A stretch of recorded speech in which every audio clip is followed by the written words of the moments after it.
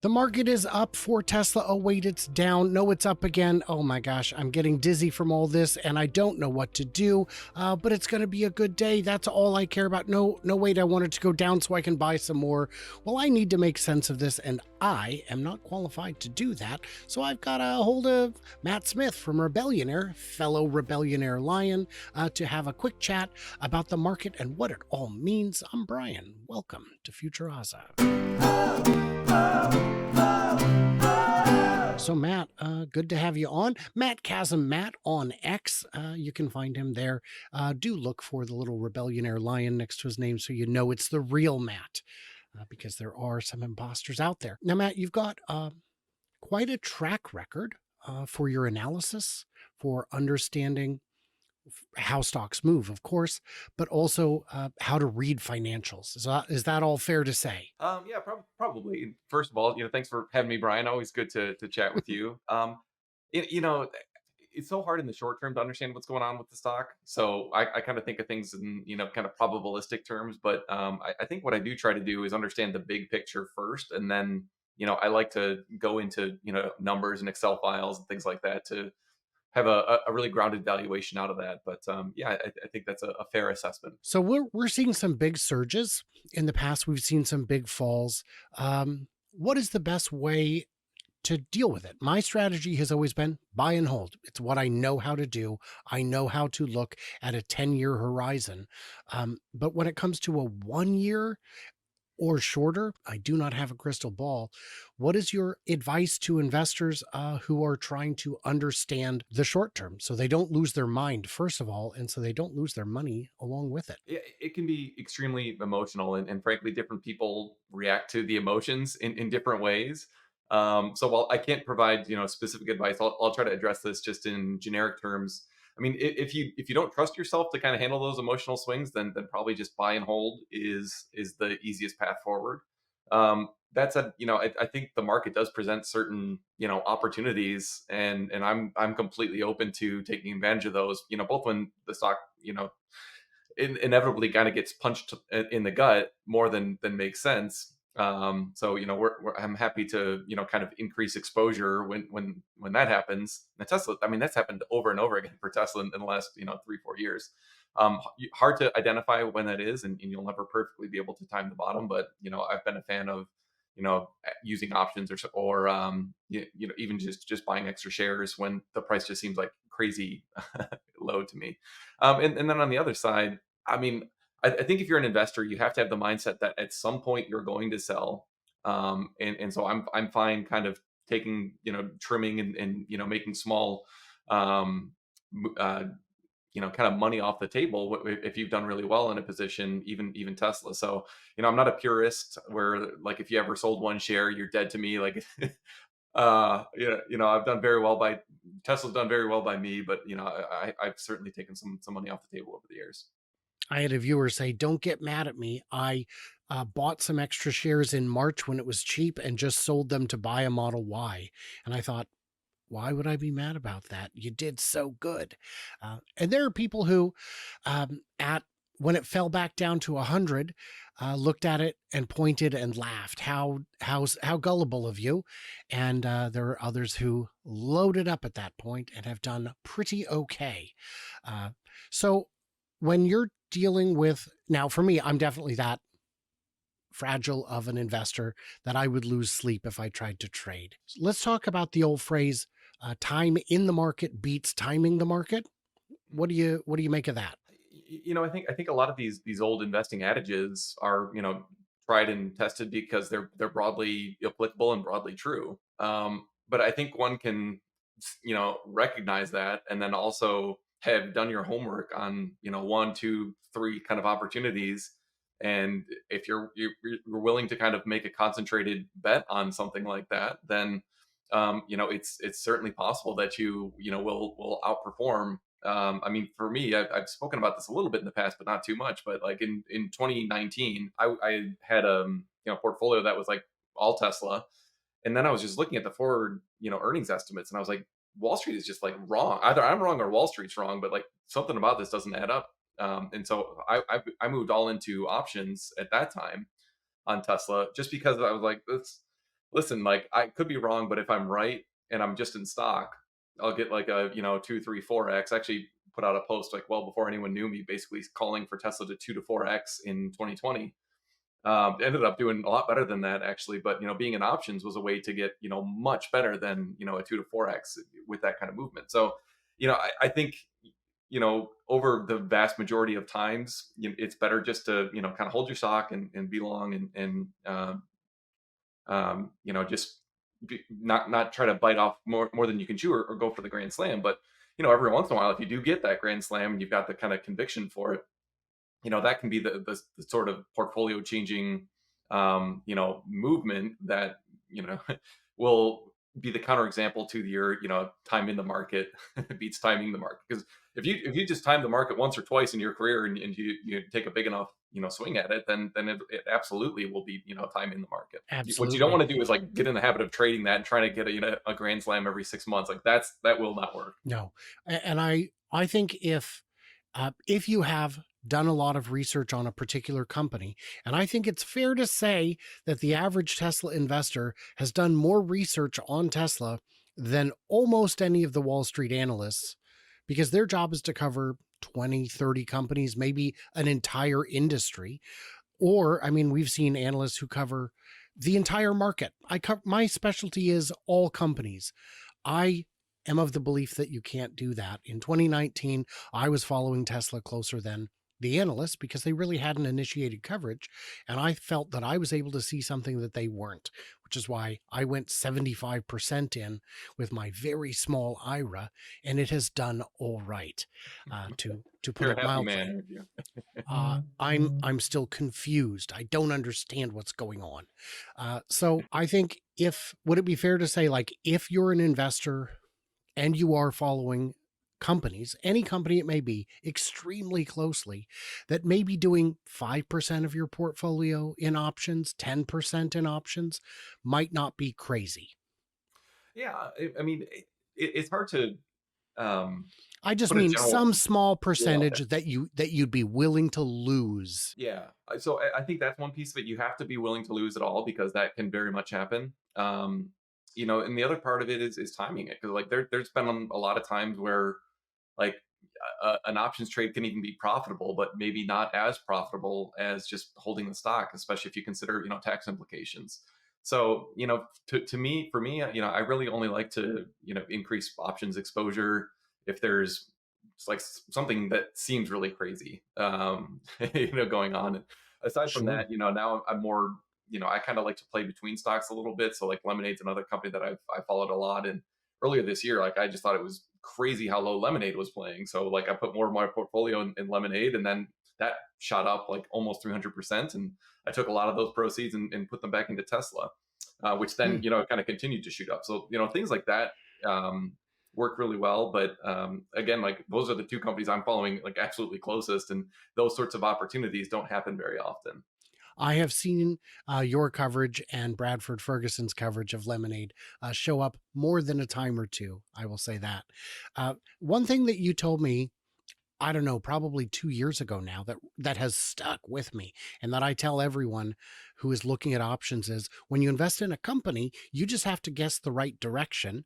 But when you invest in options, you have to get direction, momentum, and velocity. So, like, the or not moment, direction, Timing. velocity, and timing and duration, Yeah. basically. Yeah. And if you goof on, I mean, it doesn't matter if it goes up tremendously after your options expire. You need it to happen in your correct window. So in that regard, exercise caution is my advice to everyone out there. So since we're talking about options, is shorting inherently evil? No, I don't think so. I mean, are there some let's say perverse incentives that a motivated short might have? And have we seen that pop up in the Tesla world, especially in the past? Absolutely. Um, but I've shorted companies in the past. Not with a very very large percentage of my portfolio, and generally speaking, I think it's just not very smart because your maximum return is 100%, but your maximum loss is unlimited. So like the asymmetry of that, I'd rather be on the other side of the asymmetric return possibility threshold. But generally speaking, what makes a market is people with different opinions and different viewpoints on something. Um, kind of all coming together and making their bets. And I mean, the short squeeze that happened with Tesla, Frank, certainly benefited me, on the way up in 2020, and you as well, and lots of others. So, I mean, it can create periods where you can accumulate shares at an artificially low level. So I'm like, I don't hate it. I don't think it should be like banned or outlawed. I think maybe some better policing or investigations into some of the more nefarious actors that are trying to make a quick buck might be prudent. But no, generally, I'm not like a kind of shorts are evil sort of market participant. When I hear people say that shorting should be banned, that shorting should be illegal, I think what they're doing is confusing short manipulation Yeah. with just shorting. There are companies who have absolutely, and like you were saying, we saw it in 2019 when Tesla at one time was the most shorted stock on the entire market. And these companies would take out huge, huge short positions. And then it certainly appeared as though someone was trying to spread false narratives to drive down the price. Um, and then you've got companies that are more in the gray area, like Hindenburg Research, where they will do a real dissertation on a company. I read the entire 100-page Nicola report. It was long. I don't remember how long. And it was fascinating. And they said right up front, we have taken out a large short position, and here's why. They may have contributed to the downfall of the stock over the short term. They may have made quite a fortune on that. I didn't follow the actual numbers, but just an individual shorting something who doesn't have the power to move the stock, I think is less unethical. And for Yeah. that matter, yes, go ahead. Well, I think even with Hindenburg, that's a great example because they do extremely thoughtful, detailed analysis, and frankly, they built a reputation as being, short sellers who do great homework, and I think it's actually really beneficial to the market to have sort of a policeman out there that's looking for those sorts of opportunities, and of course, they're benefiting because they load up before they publish their report.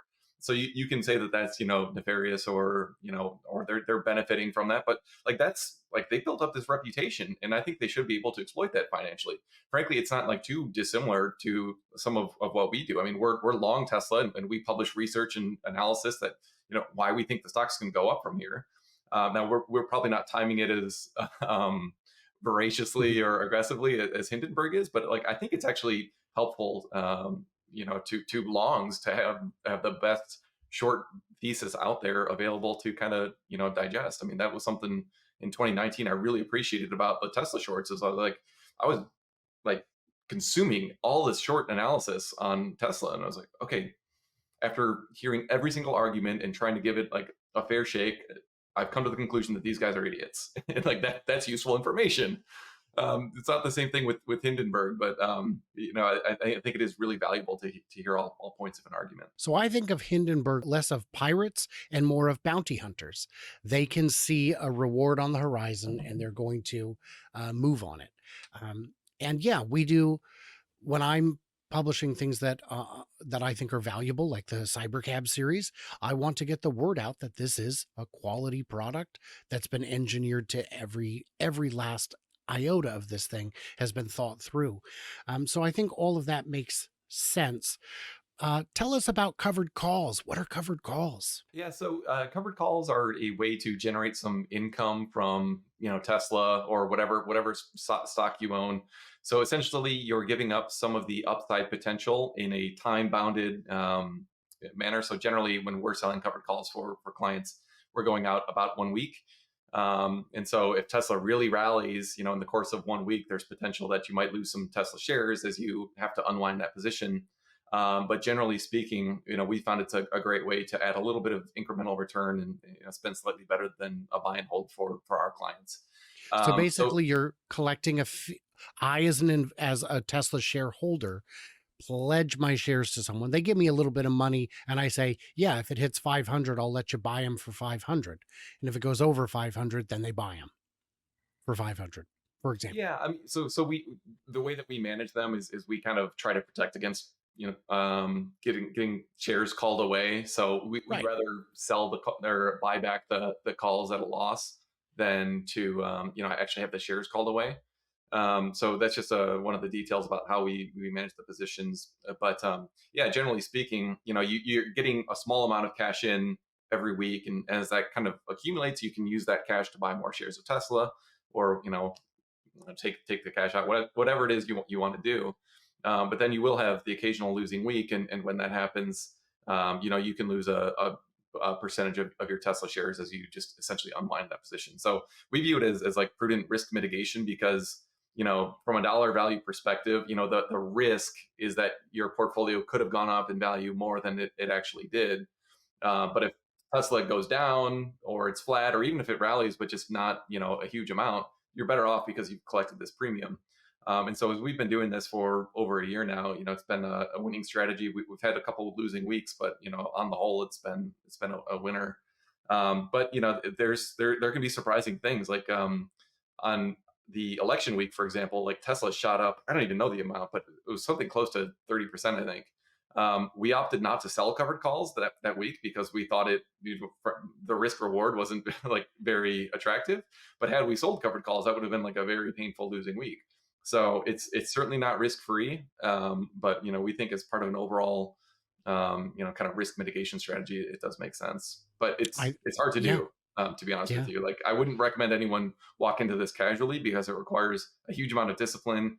It can be emotional as you're kind of watching Tesla like I think last week, for example, at one point the calls that we sold were like 300% in the red, and I was like, okay, I've seen this so many times before. I have a very high degree of confidence that we're gonna end up at a 100% gain, and that's what happened. But like if you're not used to that, then like the temptation to close early or to kind of panic when things start to go against you can be very strong. So I wouldn't necessarily recommend that people do it. What I would compare that to is buying a house. For the buyer of the house, it is very stressful. It is the most stressful thing, and it feels like it's going to fall apart at any minute. And the realtor is there to say, "Nope, I've seen this before. You're fine." Um, that Yeah, that's that's how probably I a good analogy. I like that's that. how I view it. Um, I've got a couple more things to say, but I want to say first that tomorrow we're going to have, or maybe the next day, I don't have the calendar in front of me. There's a part two coming where we're going to talk about Cybercab, the financials, the digging into the financials a little bit and covering all of that. And before we get to the end of this video, so don't tune out yet, is what did we miss? What do we misunderstand? Leave a comment. They remain mandatory. The temporary mandatory order is in place. I apologize. It's not my decision. You just have to leave a comment. So, my thought is there were good bear arguments in 2019.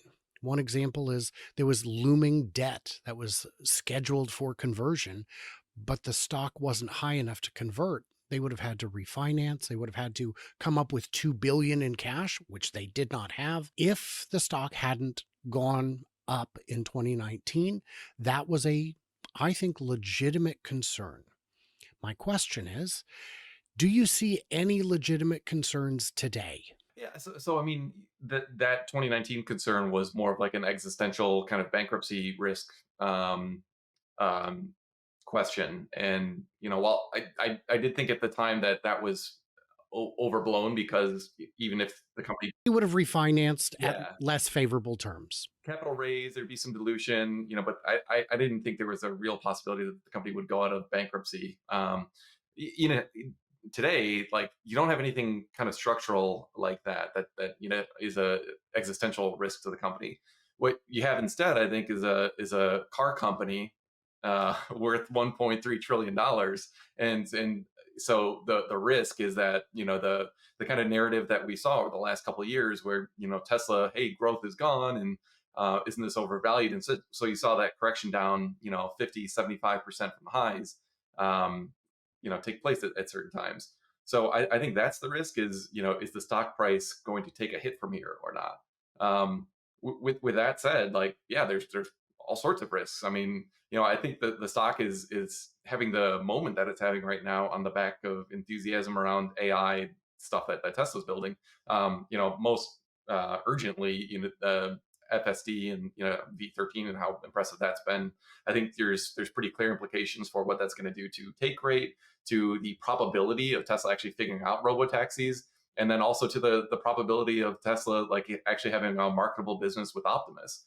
I think all three of those things, the probability that each one of those would succeed significantly increased in the eyes of market participants, of buyers and sellers in the last 3 to 6 months, 3 months really. And so I think that's the biggest part of why the stock has moved. Now, if we all of a sudden the pace of improvement or like version updates really slows down, and all of a sudden it's this time next year, 2025, and we're no closer to robo taxis launching, then yeah, like I think the stock is lower if that happens.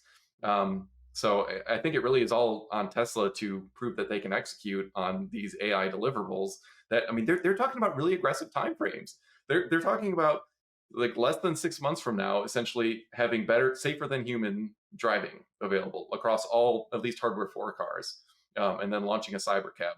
Like, so if they don't, like if they do that, I think there's probably a lot more runway to go. But if they don't, there's valuation risk. But there are no existential risks. There's a mountain of cash, enough to build out whatever they want, enough to weather a substantial storm, an unprecedented storm. And yes, I would agree that between the cyber cab, the AI, the Optimus, I mean, even the semis generating some enthusiasm, but anybody who's excited about AI or robotics or autonomy, this is an interesting play for them. Um, yeah. So, with that said, tune back in tomorrow for part two.